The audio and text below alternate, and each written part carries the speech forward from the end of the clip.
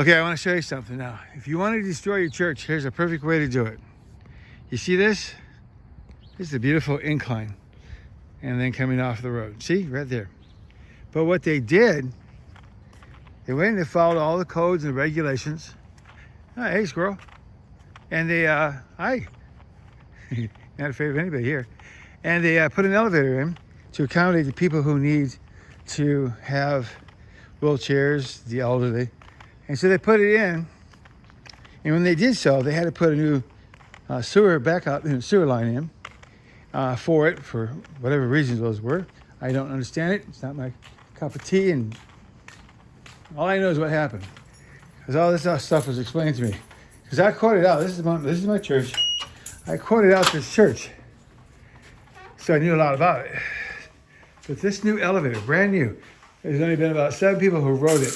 I was one of them. This elevator was left downstairs, is where it was. And when the sewer backed up, it was down there and it got hit. So we were not able to use it. So let me show you what happened. See all this stuff covered up. The sewer backup came into this basement after we had put that elevator in and put that sewer line in. And it came and backed up through that line, and it hit this beautiful church, and it took out everything. Everything. See all that? They had to cut it out. They had to cut it all out. We are $1.4 million worth of damage. See all that? Everything had to be ripped up and out. Everything that the sewer touched. There's the elevator. This is the one that comes down to the basement now. But that sewer backup that hit the Grosse Pointe, St. Clair Shores area, June 26th, backed up also into that new line into this church. And it took, see that? Now we're having problems with water coming in. So we got to get that taken care of. But everything, see all this? This all had to go. This is where all the choir robes were at. And the actors' outfits. And everything got hit. Everything. I don't know if I can get the lights on this one. But anyways, the boiler room, everything got hit. I don't want to walk through this. Now, fortunately, I do know that they do have, it's all been cleaned up. Thank God. But I took out hot water heaters in the parsonage, church. I think. That one I'm not 100% sure if it took out these two. I think it did. But there was so much damage, it was unreal. This used to be a community center besides the church where people would get together. This used to be a stage right here. And they'd perform musical, they'd perform plays, everything. And the stage would come out to here and everything. And it was beautiful. Had all the lights, all this stuff had to be tore out. And here's our wonderful kitchen where we used to serve food here.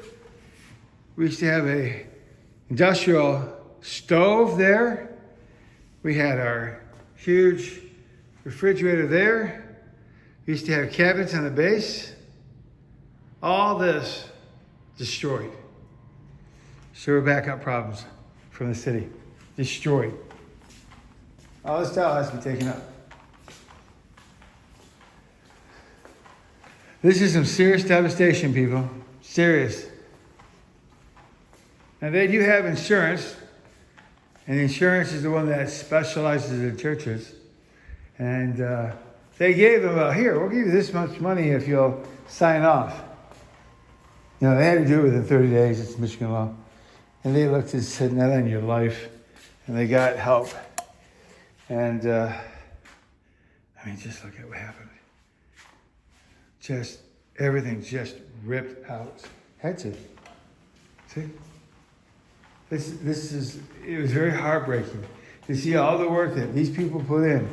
And a lot of them are dead and gone. There's the art place, for more art. I used to go in there and sit, look at all the art. And probably the water coming in now. That has to be addressed. All this stuff was ripped out of here. This place has been around since the late 40s, 50s.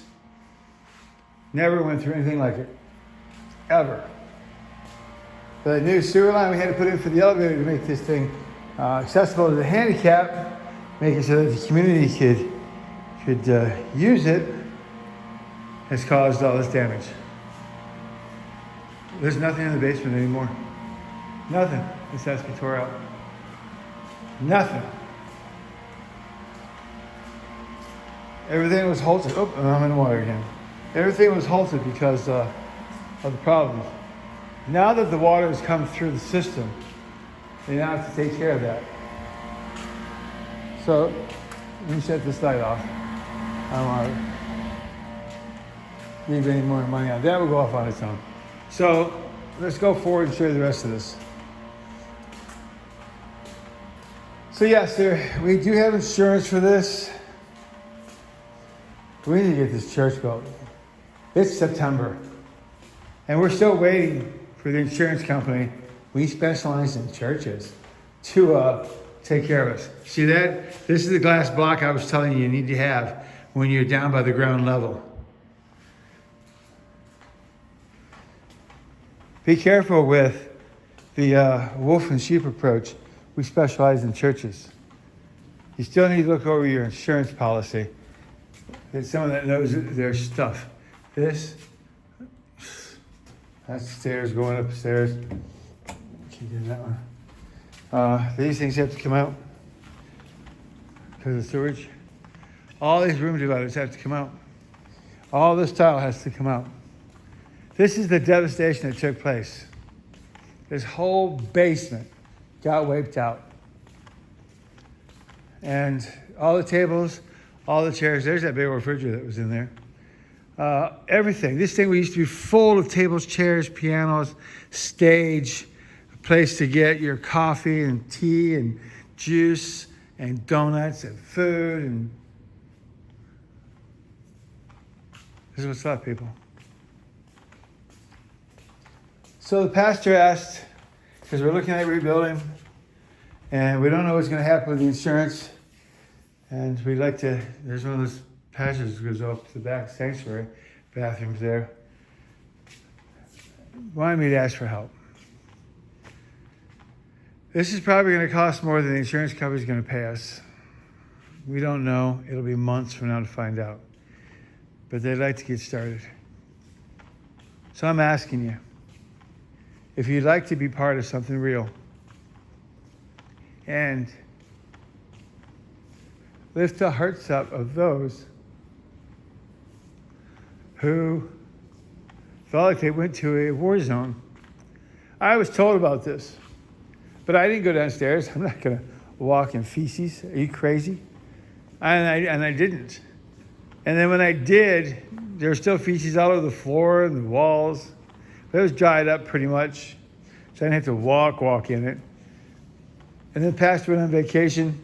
He had to. He was very stressed out from all this. And so I filled in. So we had some more rain, so I had to come down here because someone said something was left open.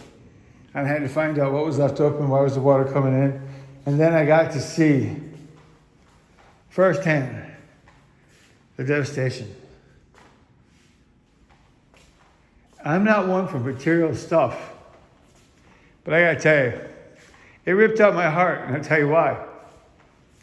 Right here, Mary Lou used to serve food with a smile on her face.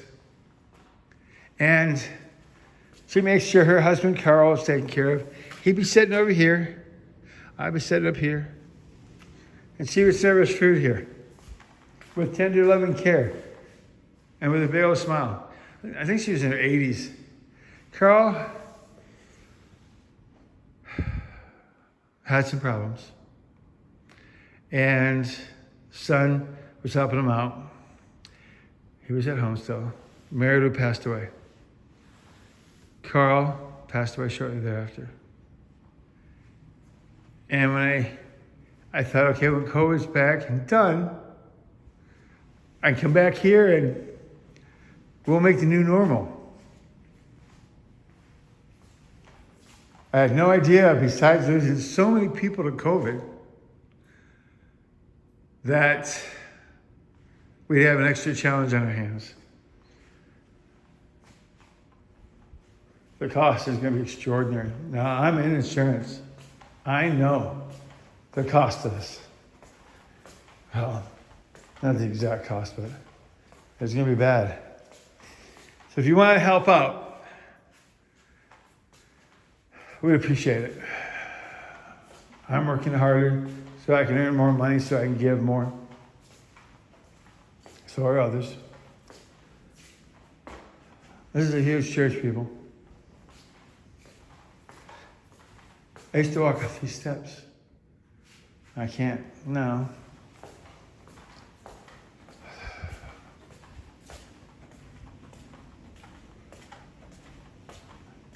This used to be filled with laughter and joy. People with heavy hearts used to come here and get comforted. People, I used to see the old men, the old women bring in their cellos and from the community and come here and play. Their little groups. And we had acting going on up here, plus we had our little skits for the kids and everything. It was just so cool. But they need help. Down below in the description, you'll see where you can give. Now, people I know, they're thinking, well, yeah, they got insurance, we need help. I'm telling you right now, they need help. We are one of the fortunate ones that did have sewer backup, and we're on a hill. Who would ever think it was there? Some lady in a committee had given us sewer backup. What a shock it was to find out, because I didn't know we had it. I think it was like 2 committees ago. They bought the endorsement. The insurance rep never told anybody about it, because I was going up against them for a quote, didn't see it anywhere in the paperwork, and I read almost 300 pages of stuff and didn't see anything on it. So if you want to give and help us get this back to a new normal, down below is the place where you can do so. And if you give $1, $5, $10, $20, $100, whatever you can, we need it. And God will bless you for it. Check the scriptures. He'll bless you for it. And then you'll basically be giving, and God will be repaying. So he goes, we used to, after church, because we have 2 churches here, we'd come in here after church to get out of their way so they can get their service going. And we'd sit in here and have donuts, coffee, tea. Mary Lou would be back here and a few others. And this is our coffee room, our lounge room. As you can see, it has a nice, beautiful view. Beautiful view. During this mess of the sewer line, someone stole all the weights in the grandfather clock. We don't have the money to fix it. We don't have the money to buy those weights. So there's sets. Thanks to somebody from the outside who came in to help us, stole those.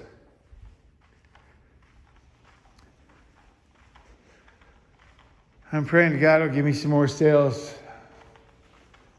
and insurance so I can go ahead and hopefully take care of that. I really want to hear that grandfather clock chime. We've been out of here for so long. And then this happened.